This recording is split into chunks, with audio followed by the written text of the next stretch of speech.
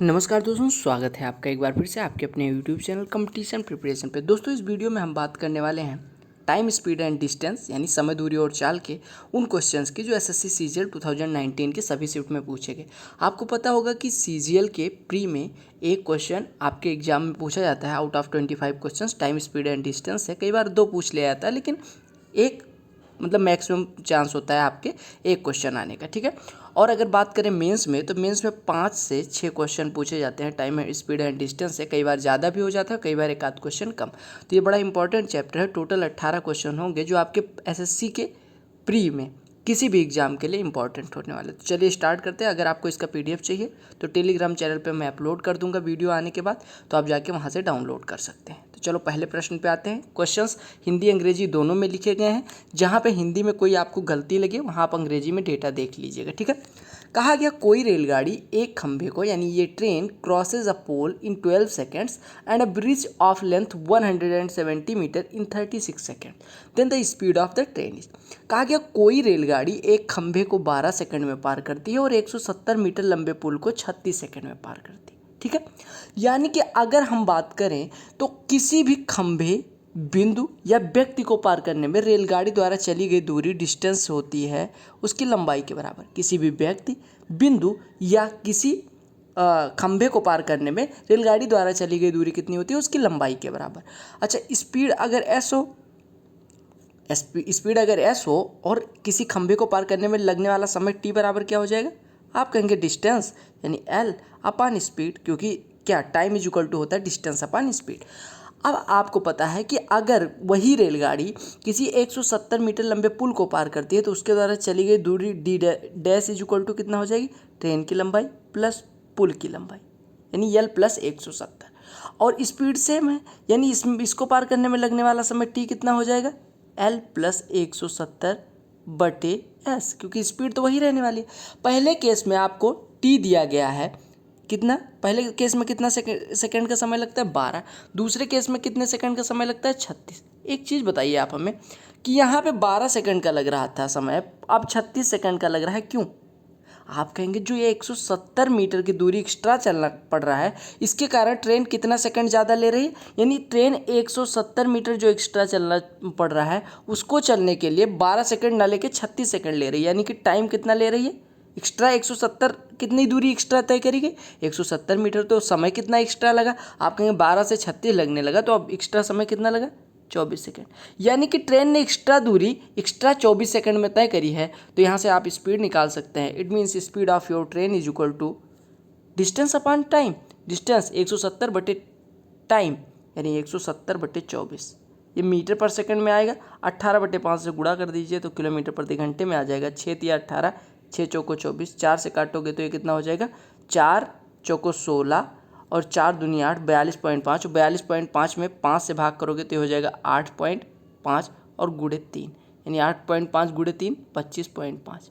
अब देखो, ये इतना समझाने का केवल और केवल एक मकसद था ताकि आप ये समझ पाएँ कि अगर हमें प्रश्न ये एग्जाम में दिखे और हम कहें 12 सेकंड में किसी खंभे को पार करती है और 36 सेकंड में किसी पुल को पार करती है, यानी पुल को पार करने में यानी 170 मीटर चलने में ट्रेन को कितने समय लगता है? कितने सेकंड का समय लगता है? आपको 12 सेकंड पहले लगता था, 36 सेकंड अब लगने लगा। तो जो ये 24 सेकंड एक्स्ट्रा लग रहा है वो 170 को चलने में लग रहा है। इट मीन्स कि 170 को एस स्पीड से चलने में अगर 24 सेकंड का समय लगता है तो आपसे एस पूछा गया, आप यहाँ से निकाल लेंगे तो डायरेक्टली आप कर। कहा गया है कि A and B start moving towards each other from places X and Y respectively at the same time, यानी कि ए और बी दो व्यक्ति हैं जो एक दूसरे से एक्स और वाई बिंदु पे हैं और एक्स से वाई की तरफ चलना स्टार्ट करते हैं, वाई से एक्स की तरफ एक ही समय पे, ठीक है। कहा गया the speed of A is 20% more than that of B, यानी कि ए की जो चाल है वो बी की चाल से, यानी ए यहाँ पे है बी यहाँ पे है, तो ए की चाल जो है वो बी की चाल से 20% ज़्यादा है। यानी अगर बी की चाल हम माने 10 है या हम माने 5 है बी की चाल, तो ए की चाल कितनी है? इससे 20% ज़्यादा यानी 6 है। कहा गया after meeting on the way A and B take 2.5 hours and X hours now to reach Y and X, यानी यहाँ कहीं पे मिलते हैं, उसके बाद ए को इतनी दूरी तय करने में कितना समय लगता है? कहा गया ए को 2 सही 1/2 यानी 5/2 घंटे लगते हैं और बी को इतनी दूरी तय करने में कितना समय लगता है, आपको दिया गया है x घंटे लगते हैं। तो आपसे कहा गया what is the value of x। मैं आपको बता दूं कि अगर a की स्पीड s1 हो, a द्वारा लिया गया समय t1 हो, b की स्पीड s2 हो और इसके द्वारा लिया गया समय t2 हो, मिलने के बाद की बात हो रही है, यानी एक दूसरे की तरफ आ रहे हैं और ये किसी बिंदु पे मिल जा रहे हैं, उसके बाद शेष दूरी को तय करने में इनके द्वारा लिए गए समय t1 व t2 हों और इनकी चालें s1 व s2 हों, तो हम कह सकते हैं कि s1 बटे s2 बराबर होता है अंडर रूट में t2 बटे t1।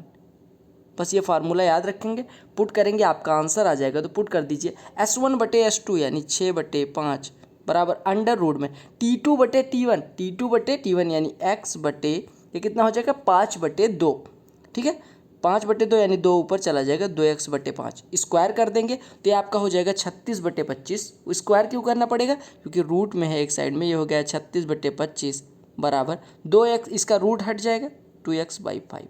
अब इसको सॉल्व कर लीजिए, यहाँ से आपके x की वैल्यू आ जाएगी। It means your x will be 5 से 5 बचे 25 कट गया, 2 से कटा 18, यानी x बराबर हो गया 18 बटे 5, यानी x बराबर हो गया 18 बटे 5 को हम लिख सकते हैं 3 सही 3 बटे 5, ठीक है, 3 सही 3 बटे 5 आपका आंसर आ गया। समझ आ गया। तो ये फार्मूला आप याद रखिएगा कि अगर दो व्यक्ति जो s1 या s2 चाल से एक दूसरे की तरफ बढ़ रहे हों, वो मिलने के बाद t1 और t2 समय लेते हों, तो एक आपको रेशियो पता होना चाहिए कि उनकी चालों का जो अनुपात होगा वो उनके द्वारा लिए गए समय के व्युत्क्रम के वर्गमूल के बराबर होगा। इतना कहने में थोड़ा टिपिकल लग रहा है हिंदी में, अदरवाइज ये फार्मूला बड़ा आसान सा है, ठीक है। देखिएगा, कहा गया 2 racers run at a speed of 10 metre per minute and 120 metre per minute. ध्यान दीजिएगा, 100 मीटर प्रति मिनट और 120 मीटर प्रति मिनट की चाल से दौड़ते हैं, रेसर्स हैं, धावक हैं।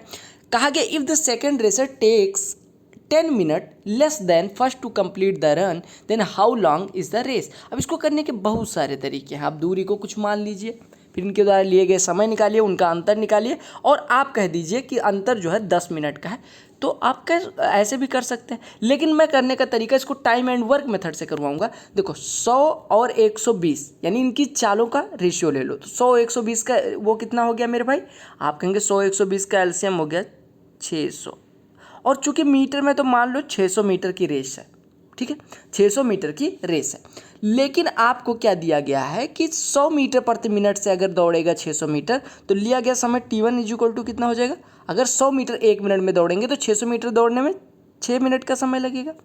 और अगर हम बात करें कि 120 मीटर प्रति मिनट की स्पीड से 600 मीटर दौड़ेंगे तो कितने मिनट का समय लगेगा, 5 मिनट का। अब आप इनके अंतर निकालिए, इनके समय का, इनके द्वारा लिए गए समय का अंतर कितना है, 6 - 5 यानी कि 1 मिनट। कितना अंतर आ रहा है, 1 मिनट।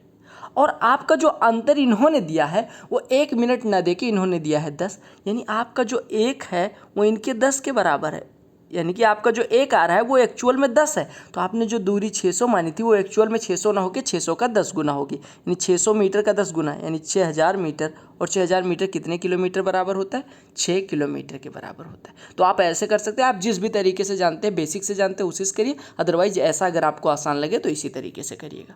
देखिएगा, कहा गया एक नाव 55 मिनट में 3 किलोमीटर अप स्ट्रीम और 5 kilometre down stream. Up stream मतलब होता है धारा के विपरीत दिशा में, यानी कि धारा अगर इस दिशा में बह रही है तो आप इसके अपोजिट आए, यानी आप इसका विरोध करें, यानी आपकी चाल कितनी हो जाएगी, अगर आपकी चाल x हो एंड स्ट्रीम की चाल s हो तो आपकी रिजल्टेंट चाल कितनी हो जाएगी, x - s। अगर आप कैसे जा रहे हैं, अप स्ट्रीम जा रहे हैं, और अगर आप डाउन स्ट्रीम जा रहे हैं इसका मतलब हो गया कि जिस दिशा में धारा बह रही है उसी दिशा में आप भी चल रहे हैं, यानी अगर धारा की चाल s है और आपकी चाल x है तो resultant speed will be x + s।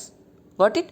अब देखो, कहा गया एक नाव 55 मिनट में 3 किलोमीटर ऊपर और 5 किलोमीटर नीचे जा सकती है। प्रश्न समझिएगा, 55 मिनट में 55 मिनट कितना होता है, 55/60 यानी 11/12 घंटे दिए गए हैं, ठीक है। 11/12 घंटे में वो 3 किलोमीटर ऊपर, 3 किलोमीटर अप स्ट्रीम और 5 किलोमीटर डाउन स्ट्रीम जा सकती है।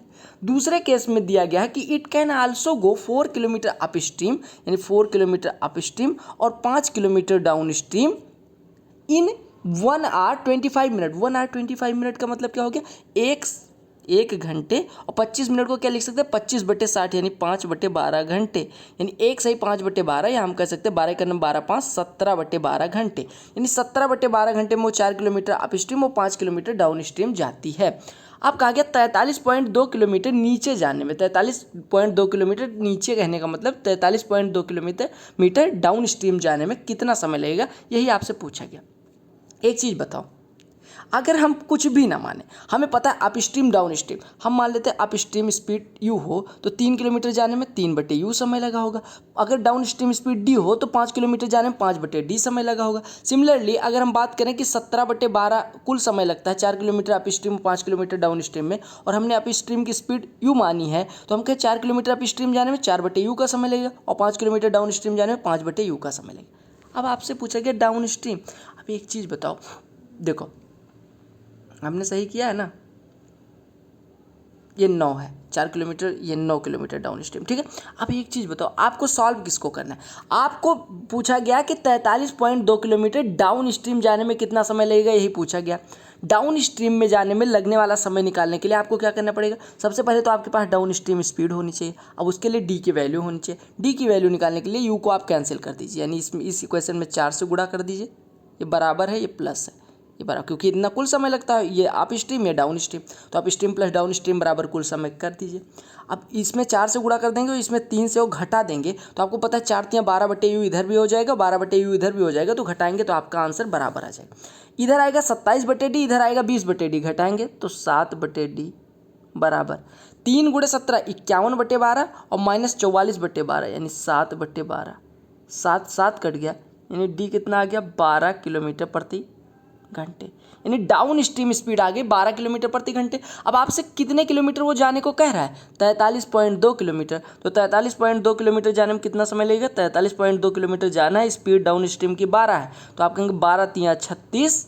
अरे टाइम बराबर होता है distance upon speed, it means time is equal to 43.2 divided by the downstream speed, यानी 43.2 डिवाइडेड बाई 12, 12 3 जा 36, यहाँ पे बचेगा 7 और 2, 12 6 जा, बात बराबर। तो ये घंटे में आया 3.6 घंटे। समझ में आ गया? तो आपको बस अप स्ट्रीम डाउन स्ट्रीम समझना होगा कॉन्सेप्ट। अभी आगे बोट एंड स्ट्रीम के कुछ क्वेश्चंस और आएंगे, और अगर आपने सीपीओ के टॉपिक वाइज एनालिसिस मतलब जो मैंने करवाया है वो नहीं देखा, जाके देख लो, उससे अच्छा कुछ है ही नहीं। देखो एकदम बोट एंड स्ट्रीम का बढ़िया चकाचक क्वेश्चन है। कहा गया ये the time taken by a boat to travel 13 kilometre downstream is same as time taken by it to travel 7 kilometre upstream, ठीक है। कहा गया 13 किलोमीटर डाउन स्ट्रीम अगर वो जाए। अच्छा एक चीज़ बताओ, अगर हम डाउन स्ट्रीम स्पीड को डी माने तो 13 किलोमीटर जाने में कितना समय लगेगा? 13/d। अप स्ट्रीम स्पीड को अगर हम यू माने तो 7 किलोमीटर जाने में कितना समय लगेगा? 7/u, और ये दोनों समय बराबर है, ठीक है। अब कहा गया if the speed of the stream is 3 kilometre per our, stream की स्पीड यानी स्ट्रीम की स्पीड आपको दी गई है, मैं लिख दे रहा हूँ STREM, स्ट्रीम की स्पीड दी गई है 3 km प्रति घंटे, 3 किलोमीटर प्रति घंटे। कहा then how much time will it take to travel a distance of 44.8 kilometre in still water. अब अगर आपको स्टिल वाटर में जाना है तो आपको स्टिल वाटर में स्पीड पता होनी चाहिए। देखो डाउन स्ट्रीम स्पीड मैंने आपको क्या बताया था, क्या होती है? डाउन स्ट्रीम मतलब होती है कि अगर आपकी स्पीड x है, यानी बोट की स्पीड x है स्टिल वाटर में, और स्ट्रीम की स्पीड 3 है, तो डाउन स्ट्रीम स्पीड कितनी हो जाएगी? x + 3, और अप स्ट्रीम स्पीड कितनी हो जाएगी? x - 3, जहाँ पे x क्या है? x है speed of boat in still water, और 3 क्या है? स्ट्रीम की स्पीड। पुट कर दीजिए, यानी हम कह सकते हैं 13u = 60d, यहाँ से 13u = 7d, वैल्यू पुट कर दीजिए। तो 13u यानी कि 13x - 39 बराबर 7d यानी 7x + 21, यानी कि आपका 6x = 60 हो गया, यानी x = 10 हो गया। अब अगर x = 10 हो गया, आपसे पूछा गया 44.8 किलोमीटर जाने में कितना समय लगेगा, तो आप कहेंगे 10 की स्पीड से अगर 44.8 किलोमीटर जाना है तो कितना समय लगेगा?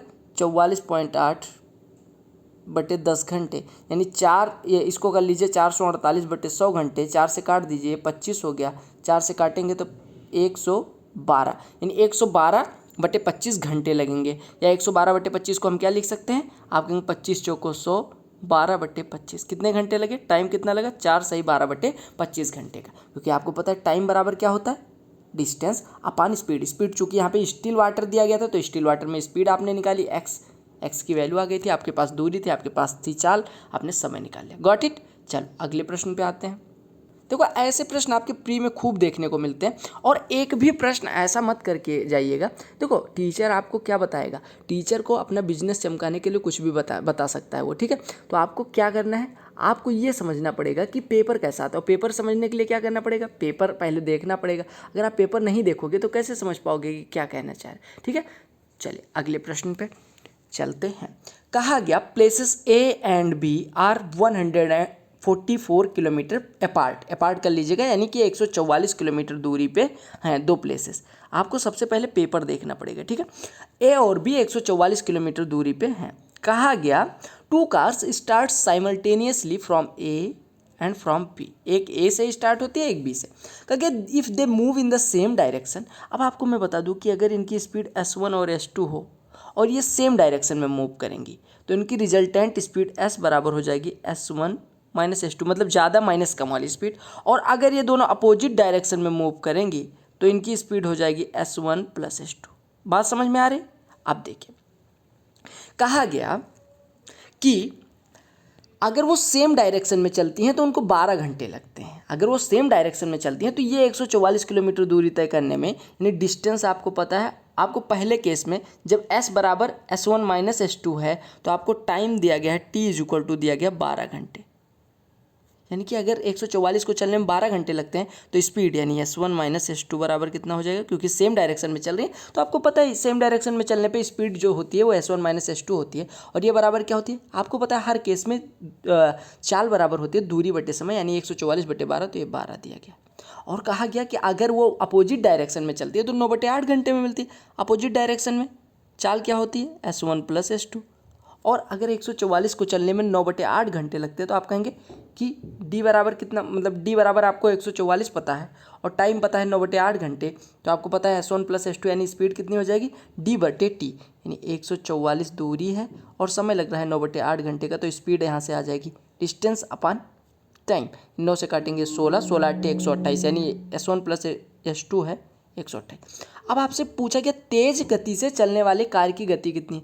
तेज वाले की निकालनी है। तेज कौन होगा, जिसमें से दूसरे वाले को घटाया गया, यानी जिसकी वैल्यू ज़्यादा होगी उसी में से तो दूसरा वाला घटाया जाएगा। यानी आपसे S1 पूछा गया, दोनों को जोड़ देंगे तो क्या आ जाएगा 2S1 बराबर 140, या हम कह सकते हैं S1 बराबर कितना हो गया 70।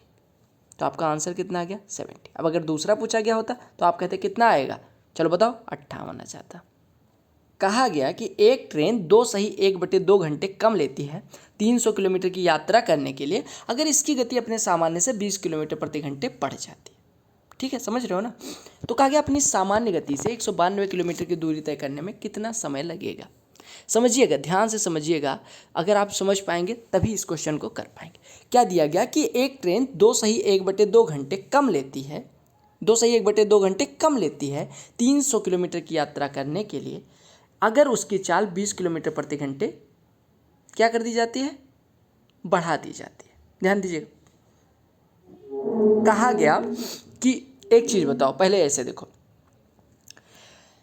आप अगर हम माने कि चाल x थी तो 300 को चलने में कितना समय लगता होगा 300/x। समझिएगा, बेसिक एकदम है। अगर x चाल होती तो 300 दूरी को मतलब तय करने में कितना समय लगता है 300/x। अब चूंकि x ना हो के स्पीड x प्लस 20 हो गई तो 300 को चलने में कितना समय लगेगा 300/x धन 20। Got it. अब आपको समय का अंतर दिया गया 2 घंटे। It means the difference of time, यानी इसका और इसका अंतर कितना दिया गया 2 घंटे। यानी आपको दिया गया 300/x minus 300/x plus 20 is equal to 5/2। अब इसको 300 कॉमन ले लो, 300 कॉमन लेके 5/2 से काट दो, या 300 कॉमन ले लो, 5 से डिवाइड करोगे ये 60 हो जाएगा, ये भी 60 हो जाएगा, तो 60 कॉमन ले लो। 60 कॉमन लोगे आपका दिया गया 1/x माइनस 1/x/20, यानी कि हो जाएगा 20/x into X plus 20 is equal to 1/2।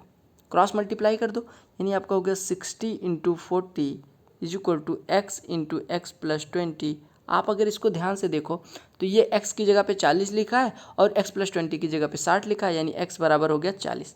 तो आपकी वास्तविक चाल कितनी हो गई, वास्तविक चाल हमने मानी थी x, जो कि आगे 40 किलोमीटर प्रति घंटे। तो उसने पूछा कि 192 किलोमीटर की दूरी वास्तविक चाल से यानी 40 से चलने में कितना समय लगेगा। आपको हो गया 192/40, यानी 4.8 घंटे का समय लगने वाला है। दूरी 192, स्पीड 40, बात बराबर। चलो अगले प्रश्न पे आते हैं।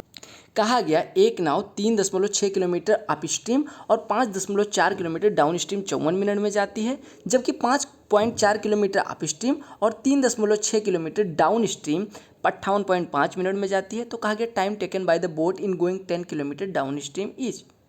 बहुत आसान सा क्वेश्चन है। देखिएगा क्या दिया गया है कि 3.6 किलोमीटर अपस्ट्रीम की स्पीड यू हो तो 3.6 बटे अपस्ट्रीम की स्पीड प्लस 5.4 बटे डाउन स्ट्रीम की स्पीड, कुल समय कितना लगता है 54 मिनट। 54 मिनट को हम क्या लिख सकते हैं, अरे 54/60 यानी कि 9/10 घंटे लिख सकते हैं।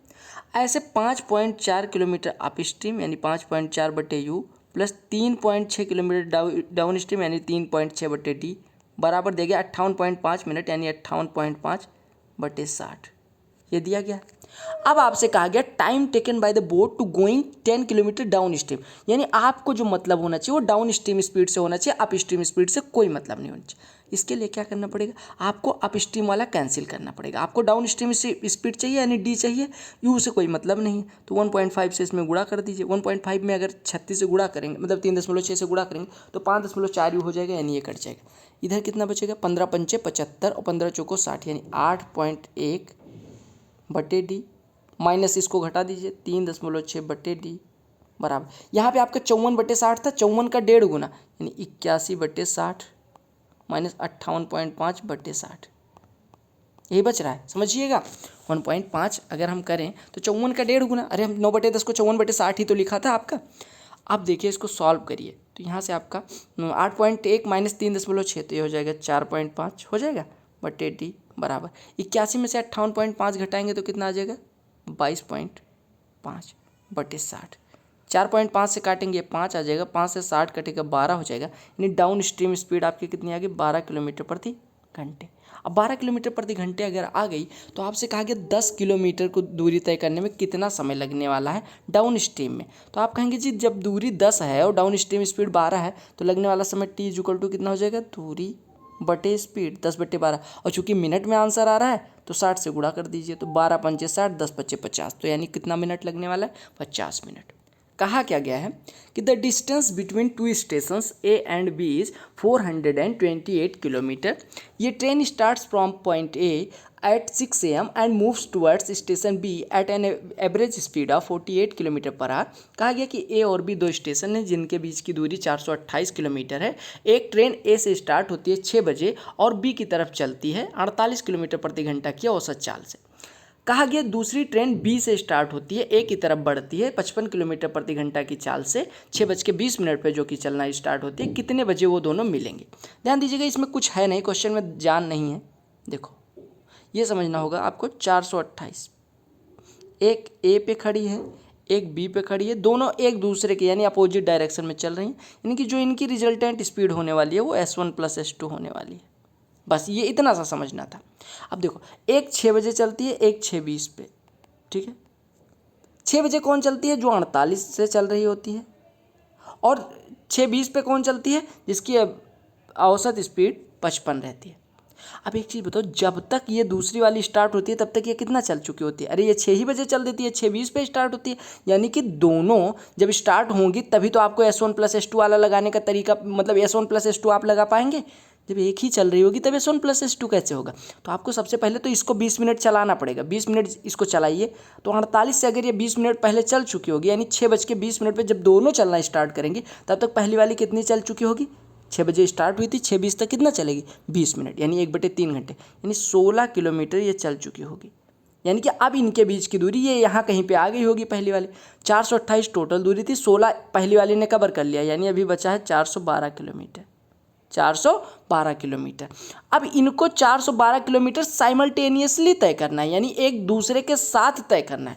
अब आपको पता है S = S1 + S2, यानी 6:20 पे तो इनके बीच की दूरी कितनी बची 412 किलोमीटर, और 412 ये किस स्पीड से तय करेंगी। आपको पता है पहले की चाल है 48, दूसरे की चाल है 55, और रिजल्टेंट स्पीड कितनी हो जाएगी 48 + 55 यानी 8×5 = 13, 4, 5, 9, 1, 10 यानी 103 की स्पीड से। तो अगर इनकी चाल 103 है, दूरी इतनी है, तो आपको समय पता है समय कितना लगेगा, तो टाइम इज इक्वल टू होता है डिस्टेंस अपॉन स्पीड, यानी 412/103, यानी कि ये 4 घंटे।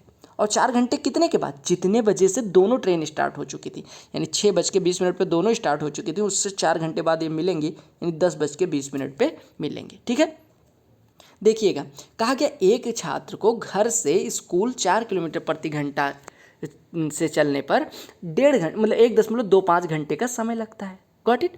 अब कहा गया उसे कितने प्रतिशत अपनी चाल बढ़ानी चाहिए ताकि वो क्या करे, ताकि वो 25% कम समय में घर पहुंच सके।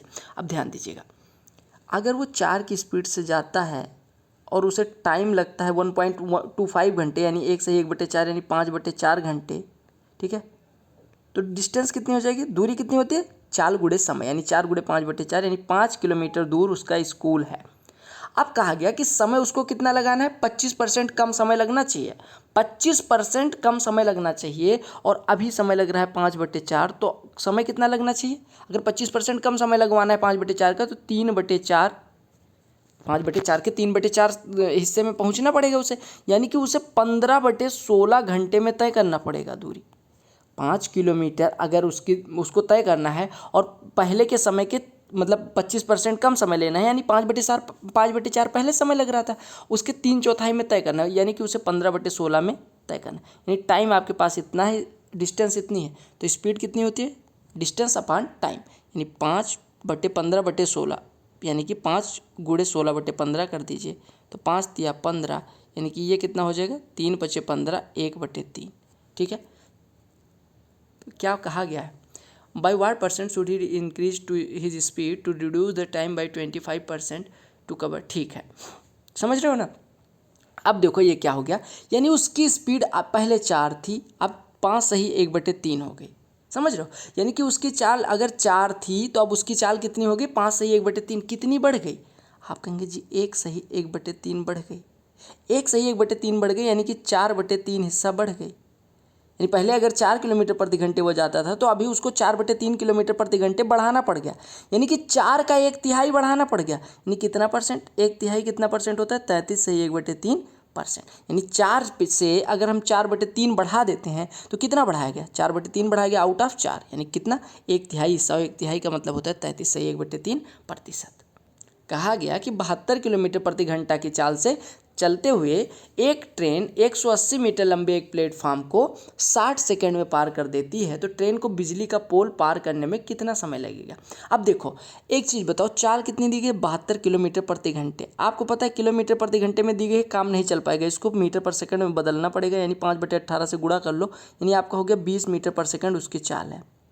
अब एक चीज़ बताओ मेरे भाई कि अगर 20 मीटर पर सेकंड ट्रेन की चाल है, 180 मीटर उसने लंबा प्लेटफॉर्म तय किया है, तो प्लेटफॉर्म को तय करने में कितना समय लगा होगा, आप कहेंगे प्लेटफॉर्म अगर केवल प्लेटफॉर्म जितनी दूरी तय करती, यानी 180 मीटर जो दूरी उसने तय की होगी, उसको चलने में कितना समय लगा होगा, 180 मीटर डिस्टेंस और स्पीड है 20, यानी कि 9 सेकंड तो केवल प्लेटफॉर्म को चली है, लेकिन प्लेटफॉर्म को पूरा तय करने में उसे 60 सेकंड लगे, यानी कि 180 मीटर तो जो चली उसको चलने में तो 9 सेकंड लगे, और बाकी 51 सेकंड कहाँ लगे, बाकी 51 सेकंड अपने बराबर दूरी तय करने में लगा, यानी कि 51 सेकंड अगर वो अपनी लंबाई को तय करने में लगाती है, अपनी लंबाई के बराबर, और आपको पता है कि बिजली का पोल किसी बिंदु या किसी व्यक्ति को पार करने में उसे अपनी लंबाई के बराबर दूरी तय करनी पड़ेगी, यानी कि एल को जब तय करने में वो 51 सेकंड लगाती है, इसका मतलब हो गया कि वो किसी व्यक्ति विशेष, किसी बिंदु या किसी खंभे को पार करने में कितना सेकंड का समय लगाएगी, जितना खुद को पार करने में।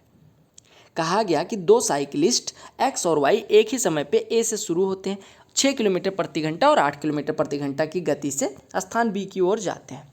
कहा गया despite stopping for 15 minute during the journey, Y reaches 10 minute earlier than X, the distance between places Y A and B. कहा गया ए और बी के बीच में देखो एक्स और वाई दो बिंदु हैं, दो व्यक्ति हैं जो ए से बी की तरफ भागते हैं। एक्स की चाल है 6 किलोमीटर प्रति घंटा, वाई की चाल है 8 किलोमीटर प्रति घंटा। कुछ दूरी है ए और बी के बीच की, हमें नहीं पता कितनी दूरी है। कहा गया कि जो बी मतलब दूसरा वाला है 8 किलोमीटर प्रति घंटे वाला, वो रास्ते में 15 मिनट सुस्ताता भी है, उसके बाद भी वो कितने मिनट का कम समय लेता है, 15 मिनट, मतलब 15 मिनट वो रास्ते में क्या करता है, आराम भी करता है, लेकिन वो 10 मिनट फिर भी पहुंच जाता है पहले, किससे, पहले वाले से। तो आपसे पूछा गया ए और बी के बीच की दूरी। एक चीज़ बताओ, अगर वो 15 मिनट आराम करता है और 10 मिनट पहले पहुंच जाता है, यानी कितना कम समय लेता है, तो आप कहेंगे जी 15 मिनट तो वो आराम करता है और 10 मिनट पहले पहुंच जाता है, यानी कि ओवरऑल वो 25 मिनट पहले कुल मिला के अगर वो आराम ना करता तो 25 मिनट पहले पहुंचता। अब हम अगर एलसीएम लें, 25 मिनट बोले तो कितना घंटा होता है, 5/12 घंटा, ठीक है। अब ऐसे समझो, 6 और 8 का एलसीएम ले लो, इनकी चालों का एलसीएम, तो 24 किलोमीटर कुल दूरी हो गई। मान लो अगर 24 किलोमीटर दूरी होती तो 6 की स्पीड वाला 4 घंटे लेता, 8 की स्पीड वाला 3 घंटे लेता, यानी कि इनके बीच का अंतर कितना आता, 1 घंटे। लेकिन हमारा जो ये अंतर आ रहा है 1 घंटे का, वो 1 घंटे ना होकर 5/12 में वास्तव, मतलब जो हमारा अंतर 1 आ रहा है, यानी हमारा 1 वो ओरिजिनल में 5/12 के बराबर है। तो हमारा 24 जो हमने दूरी मानी है वो 24 ना होकर 24 × 5/12 के बराबर होगा। अगर 1 5/12 के बराबर है, 24 24 × 5/12 के बराबर हो जाएगा, यानी हमारी डिस्टेंस बराबर हो जाएगी 24 × 5/12, यानी 12 × 12 12 दूना 24 2 पंचे 10 किलोमीटर। बात बराबर। चलो, कहा गया है the two trains leave Varanasi for Lucknow at 11 am and 11:30 am respectively at the speed of 110 and 140 km/h.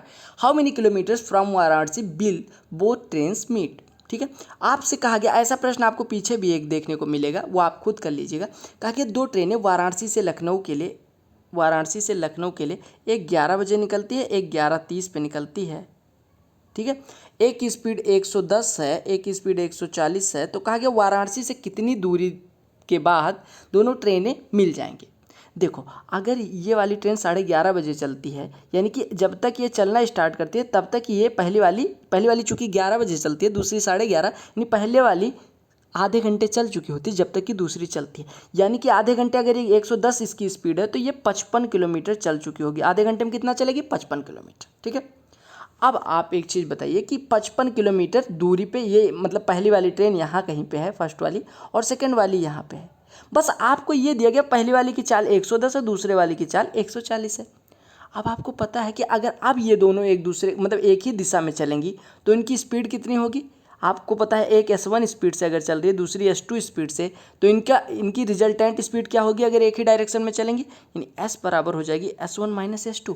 यानी कि 1 घंटे में अगर हम बात करें, एक 140 से जा रही है, एक 110 से जा रही है, तो 1 घंटे में ये कितना दूरी कवर करेगी, 30 किलोमीटर। यानी दूसरी वाली ट्रेन 1 घंटे में 30 किलोमीटर की दूरी इनके बीच का गैप मेंटेन करेगी, यानी जो गैप था उसको कवर कर लेगी।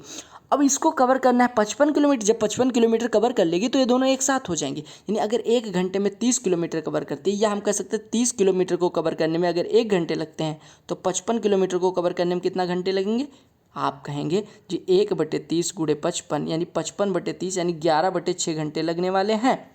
11/6 घंटे लगने वाले हैं, यानी कि 11:30 के बाद 11/6 घंटे लगेंगे, यानी कि 140 की स्पीड वाली ट्रेन, यहाँ पे फिर से देखिएगा, 140 की स्पीड वाली ट्रेन 11/6 घंटे जब चलेगी तो ये दोनों मिल जाएंगे। यानी कि आप कहेंगे कि 140 से अगर ये चल रही है तो 11/6 घंटे में कितनी दूरी तय कर देगी, 11/6 × 140, यानी 2 × 3 = 6, 2 से 70 हो जाएगा, 770/3, यानी कि आपका हो जाएगा 257 किलोमीटर लगभग ये चल चुकी होगी। यहाँ से वाराणसी से 256 या 257 किलोमीटर ये चल चुकी होगी, तब दोनों मिलेंगी, यानी दोनों कवर कर लेगी पूरी दूरी। इसका मतलब हो गया कि दोनों मिल जाएंगे। और हमने निकाला कहाँ से, वाराणसी से अभी ये स्टार्ट ही तो हुई, यानी वाराणसी से 257 किलोमीटर दूरी पर ये दोनों मिल जाएंगे।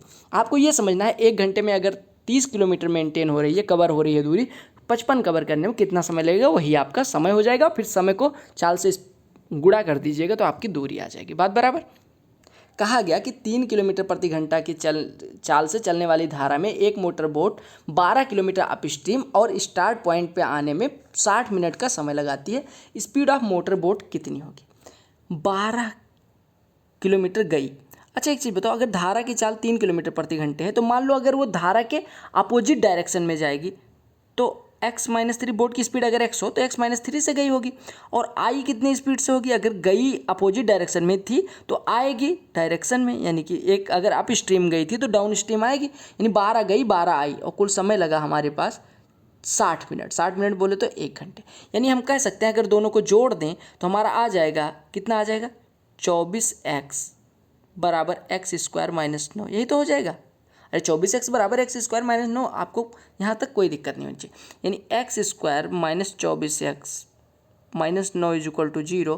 अब आप यहाँ पर देखिए आंसर रूट में आ रहा है, तो आपको ऐसा सॉल्व करने में कोई दिक्कत नहीं होनी चाहिए, सीधी धराचार्य लगा दीजिए। यहाँ पे x हमने क्या माना है, बोट की मतलब मोटर बोट की स्टिल वाटर में स्पीड का मान x है। अब x बराबर क्या होता है -b, यानी कि 24 plus minus under root b square बोले तो 24 का स्क्वायर 576 माइनस 4ac यानी कि प्लस 36 बटे 2a यानी कि 2 से काटिए तो ये हो गया 12 प्लस माइनस अंडर रूट 4 से अंदर डिवाइड कर दीजिए तो यहाँ पे बचेगा 9, यहाँ पे 4 से डिवाइड करेंगे तो 144 9 153 यानी कि 12 प्लस माइनस अंडर रूट 153 से क्या बाहर आ जाएगा 3, यानी 12 प्लस माइनस 3 रूट 17। लेकिन अगर आप माइनस ले लोगे तो आपका निगेटिव हो सकता है, तो आपको क्या कर लेना पड़ेगा प्लस, यानी x की वैल्यू कभी निगेटिव हो नहीं सकती, यानी x बराबर हो जाएगा 12 प्लस 3 रूट 17, 3 कॉमन ले लेना, आंसर आपके हाथ में 4 प्लस रूट 17, बात बराबर। तो आपका आंसर आ गया सी। ठीक है, x हमने माना क्या था, स्टिल वाटर में बोट की स्पीड। कहा गया x और y दो स्टेशन है जो एक 280 किलोमीटर दूर है, अलग मतलब 280 किलोमीटर दूर है। दो स्टेशंस का नाम क्या है, x और y। कहा गया x से एक निश्चित समय पे एक ट्रेन शुरू होती है, 60 किलोमीटर प्रति घंटा की स्पीड से y की ओर जाती है, और 2 घंटे बाद यानी 2 आवर्स लेटर एक ट्रेन y से स्टार्ट होती है, ठीक है, x की ओर जाती है 20 किलोमीटर प्रति घंटा की स्पीड से। कहा गया x से निकलने के बाद ट्रेन कितने घंटे चलती है, जो ट्रेन मतलब after how many hours does the train living from x meets the train which left from y, यानी कि कितने घंटे x से निकलने के बाद, ठीक है, x से निकलने के बाद कितने घंटे बाद मतलब जो पहली वाली ट्रेन है वो दूसरी वाली ट्रेन से मिलती है। कुल मिला के देखिए क्वेश्चन को शॉर्ट फॉर्म में अगर बोलें कि x और y दो स्टेशन है जिनके बीच की दूरी 280 किलोमीटर है, और कहा गया एक ट्रेन x से y के लिए निकलती है 60 किलोमीटर प्रति घंटे की स्पीड से, 2 घंटे बाद एक ट्रेन y से 20 किलोमीटर प्रति घंटे की स्पीड से x की तरफ निकलती है। तो पूछा गया कि जो पहले वाली ट्रेन थी वो कितने घंटे बाद मिली दूसरी ट्रेन से। अब एक चीज़ बताओ, जब 2 घंटे बाद ये दूसरी वाली ट्रेन चलती है, यानी कि पहली वाली ट्रेन इसके स्टार्ट होने से पहले ही 2 घंटे चल चुकी, इन 280 में 60 दूना 120 किलोमीटर ये कवर कर चुकी है पहली वाली, यानी जब ये भी स्टार्ट होती है तब तक इनके बीच की दूरी कितनी बचती है 160। ठीक है, जब दोनों एक साथ चलना शुरू करती हैं तब ये 160 किलोमीटर इनके बीच की दूरी रहती है। अब पहली वाली ट्रेन यहाँ पे है, ठीक है, ये 10 जो 6 मतलब 2 घंटे चल चुकी है, पहली वाली ट्रेन 2 घंटे चल चुकी है। अब आपको पता चल गया कि इनके बीच की दूरी 60 है, मतलब 160 है, एक 60 से चल रही है, एक 20 से, दोनों एक दूसरे की तरफ, यानी आपका रिजल्टेंट कितना हो जाएगा। अगर आपको पता है दो ट्रेन्स एक दूसरे की डायरेक्शन में यानी अपोजिट डायरेक्शन में मूव करें तो उनकी रिजल्टेंट स्पीड कितनी हो जाती है, स्पीड का सम 60 20 80, यानी उनकी स्पीड हो गई 80 के स्पीड से 160 कवर करने में कितना समय लगेगा, यानी time t is equal to हो जाएगा डिस्टेंस अपॉन स्पीड, यानी 2 घंटे। 2 घंटे कब के बाद, यानी कि पहली ट्रेन के 2 घंटे चलने के बाद, यानी अगर हम बात करें पहली ट्रेन तब तक कितनी चल चुकी होगी, 2 घंटे यहाँ चली थी और 2 घंटे और चलना पड़ा, यानी 4 घंटे चलेगी उसके बाद मिलेगी। Got it. चलो, कहा गया कि 60 किलोमीटर प्रति घंटे की यात्रा मतलब 60 किलोमीटर प्रति घंटे की दर से यात्रा करने वाली एक ट्रेन या A train X travelling at 60 kilometre per hour overtakes ये train Y 225 metre long and completely passes it in 72 second. ये यानी कि एक 60 किलोमीटर प्रति घंटा से एक ट्रेन एक्स है जो दौड़ रही है, दूसरी ट्रेन को जिसकी लंबाई 225 मीटर है, नाम वाई है, उसको पूरी तरह से पास कर देती है 72 सेकेंड में। कहा कि if the trains had been going in opposite direction, यानी कि अगर एक दूसरे के अपोजिट डायरेक्शन में जा रही होती तो वो एक दूसरे को 18 सेकेंड में पास कर देती। तो कहा गया the length of X and speed of Y are, यानी कि एक्स की स्पीड लेंथ बतानी है और वाई की क्या बतानी है, चाल बतानी है। ठीक है, अब आपको सब कुछ समझ के करना पड़ेगा, तो समझिए। देखिए इसको थोड़ा सा हम ऊपर ले लेते हैं, देखो ऐसे हिंदी वाले थोड़ा सा हिंदी वालों के लिए कंफर्टेबल और जगह बन जाएगी। देखो कुछ ऐसे हैं, कहा गया कि अगर पहले ट्रेन की स्पीड 60 है, यानी ट्रेन एक्स की स्पीड 60 है, ठीक है, और दूसरी ट्रेन की स्पीड क्या है, दूसरी ट्रेन की स्पीड हमें नहीं पता, दूसरी ट्रेन की स्पीड हम मान लेते हैं एस, पहले की स्पीड तो पता है 60 किलोमीटर प्रति घंटे, लेकिन दूसरे की स्पीड हमें नहीं पता तो हम मान लेते हैं एस किलोमीटर प्रति घंटे। और आपको पता है कि पहले की लंबाई आपको नहीं पता, तो पहले की लंबाई हम मान लेते हैं एल, और यानी कि पहले एक्स ट्रेन की लंबाई मान लेते हैं एल और वाई ट्रेन की लंबाई आपको पता है 225 मीटर। अब कहा गया कि अगर ये दोनों सेम डायरेक्शन में मूव करती हैं, यानी ये भी इसी डायरेक्शन में, ये भी इसी डायरेक्शन में, तो एक दूसरे को पार करने में ये 72 सेकंड का समय लगाती है, यानी टी बराबर लगता है 72 सेकंड अगर ये एक ही डायरेक्शन में मूव करती हैं। और दूसरे केस में दिया गया कि अगर ये दोनों अपोजिट डायरेक्शन में मूव करती हैं then they take only 18 second to pass each other, यानी एक दूसरे को पार करने में 18 सेकंड का समय लगाती है। तो आपसे कहा गया कि x की लंबाई यानी कि आपको l की वैल्यू बतानी है, y की स्पीड यानी s की वैल्यू बतानी है। अब ध्यान से समझिएगा, कॉन्सेप्ट वही। अब आप एक चीज़ बताइए मेरे भाई कि अगर पहले की लंबाई l है और दूसरे की लंबाई 225 है, तो ये दोनों कभी भी एक दूसरे को पार करेंगी, तो इनके द्वारा चली गई दूरी जो होगी वो तो हमेशा समान होगी, वो होगी l, यानी दोनों ट्रेन की लंबाई का योग, यानी l + 225। ये तो डिस्टेंस होगी। पहले केस में अगर एक ही डायरेक्शन में मूव करेंगी, तो इनकी स्पीड जो होगी वो हो जाएगी, जब टाइम 72 लग रहा है तो इनकी स्पीड s बराबर क्या होगी, और जब टाइम 18 लग रहा है तब क्या होगी, दोनों लिख दीजिए। अगर एक ही डायरेक्शन में मूव करेंगी तो इनकी स्पीड हो जाएगी s1 - s2, और अगर अलग अलग अपोजिट डायरेक्शन में मूव करेंगे तो इनकी स्पीड हो जाएगी s1 + s2। बस यही दिया गया। यानी आपको पता है कि l + 225 को s1 - s2, पहले की स्पीड कितनी मानिए, पहले की स्पीड हमें पता है 60 और दूसरे की स्पीड पता है कितना है, s से चलने में कितने सेकंड का समय लगता है, 72। ये सेकंड है और ये मीटर पर सेकंड, मतलब ये किलोमीटर प्रति घंटे है। तो आपको जो स्पीड आपकी आई है यानी s1 - s2, ये हमने देखो 60 किलोमीटर प्रति घंटे और s किलोमीटर प्रति घंटे का अंतर लोगे तो वो भी किलोमीटर प्रति घंटे में आएगा, यानी इसको तो पहले मीटर पर सेकंड में बदल लो, यानी 5/18 से गुणा कर दो। अब आपका सब बराबर चल रहा है। और दूसरे वाले केस में आपको पता है l + 225 को अगर हम 60 + s से चलें, क्योंकि s1 + s2 से जा रहे हैं, तो 18 सेकंड का समय लगता है, यहाँ भी मीटर पर सेकंड में बदल दो। अब आपको थोड़ा सा काम करना है, दोनों को कर देना है डिवाइड, बात बराबर हो जाएगी। डिवाइड करोगे तो 5/18 से 5/18 कट जाएगा, 18 चौको 72, यानी हम कह सकते हैं l + 225 l + 225 कट जाएगा। तो आप अगर सॉल्व करोगे तो आ जाएगा 60 + s / 60 - s, 60 + s / 60 - s बराबर 4/1, यानी कि यहाँ पे हम थोड़ी सी मिटा लें। आप कहेंगे जी बिल्कुल मिटा लो, इसमें क्या दिक्कत है। यानी कि हम कह सकते हैं यहाँ पे कि 60 + s, डिवाइड कर दीजिए दोनों इक्वेशंस को, बस हमें क्योंकि l और s ही तो निकालना है, तो हम क्या करने के लिए परेशान हो। तो अगर डिवाइड करेंगे तो कितना आ जाएगा, आप कहेंगे जी आना क्या है, आ गया 60 + s divided by 60 - s = 4। Solve कर लीजिए तो ये हो जाएगा 60 + कंपोनेंडो डिविडेंडो लगाइए, अंश में से हर को घटाइए 2s बटे अंश में हर को जोड़िए 120 बराबर 4 और 4 में से 1 जाएगा 3, 4 में 1 जोड़ेंगे 5, 5 से कटा 24, 2 से कटा 12, s बराबर आ गया 12 × 3 = 36। अब s बराबर 36 आ गया तो पुट करके l की भी वैल्यू निकाल लीजिए। पुट करें, पहले इक्वेशन में पुट कर दीजिए तो हो गया l + 225 बराबर 72 × 5/18, अरे क्रॉस मल्टीप्लाई कर लीजिए, यानी 72 × 5/18 तो ये हो गया 20 × 60 - s, यानी कि 60 - 36 यानी 24, 24 20 480, 480 में से 225 घट जाएगा तो l बराबर हो जाएगा 480 - 225, यानी आपका 255। तो आपके पास लंबाई भी आ गई और आपके पास स्पीड भी आ गई। अच्छा, लंबाई मीटर में आई है, स्पीड किलोमीटर प्रति घंटे में आई। तो ये थे 18 क्वेश्चन।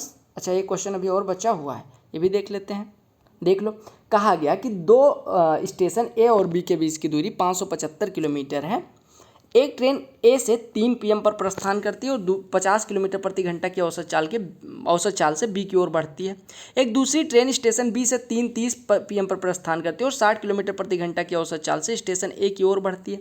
स्टेशन ए से कितनी दूरी पर ये ट्रेनें एक दूसरे को मिलेंगी, ध्यान दीजिएगा। ए और बी के बीच की दूरी दी गई है आपको 575। एक ए है, एक बी है। ये 3 बजे इधर से निकलती है 50 की स्पीड से, दूसरी 3:30 पे निकलती है 60 की स्पीड से।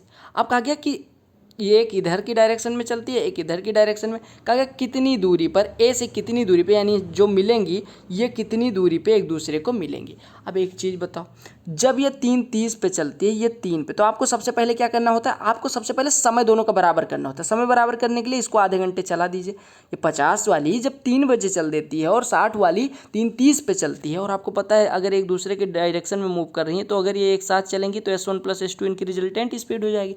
लेकिन रिजल्टेंट स्पीड कब होगी, जब इनका स्टार्टिंग पॉइंट समान होगा।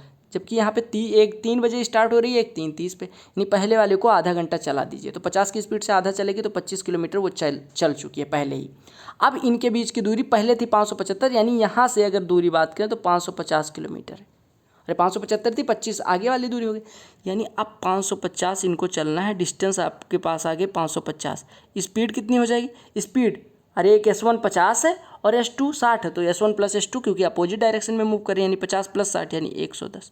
तो टाइम कितना लगेगा, D/S, यानी 550/110 यानी 5 घंटे।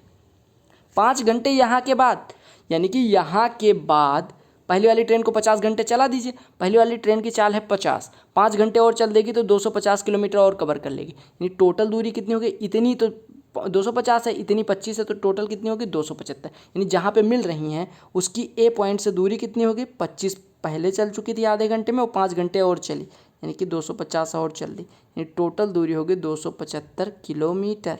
बात बराबर, तो आपको ये समझ में आ गया होगा।